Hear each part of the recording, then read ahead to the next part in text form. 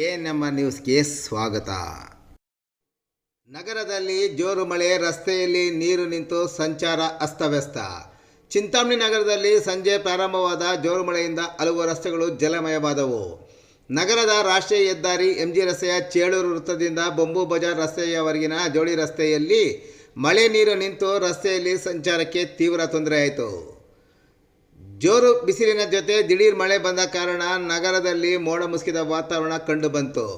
ಇನ್ನು ನಗರಸಭೆ ವತಿಯಿಂದ ಚರಂಡಿಗಳು ಸ್ವಚ್ಛತೆ ಕಾಣದ ಹಿನ್ನೆಲೆಯಲ್ಲಿ ಸದರಿ ಮಳೆ ನೀರು ಚರಂಡಿಯಲ್ಲಿ ಹರಿದೇ ರಸ್ತೆಗಳಲ್ಲಿ ಮಳೆ ನೀರು ನಿಂತು ಸಂಚಾರಕ್ಕೆ ಸಂಪೂರ್ಣವಾಗಿ ಅಡಚಣೆಯಾಯಿತು.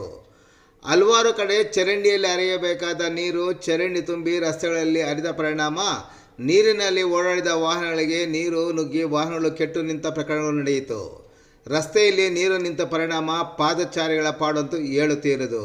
ಇನ್ನಾದರೂ ನಗರಸಭೆ ಚರಂಡಿಗಳ ಸ್ವಚ್ಛತೆಗೆ ಆದ್ಯತೆ ನೀಡಬೇಕೆಂದು ಅಂಗಡಿ ನಿವಾಸಿಗಳು ಸೇರಿದಂತೆ ಸದರಿ ರಸ್ತೆಗಳಲ್ಲಿ ಓಡಾಡುವ ಸಾರ್ವಜನಿಕರು ಒತ್ತಾಯಿಸಿದ್ದಾರೆ.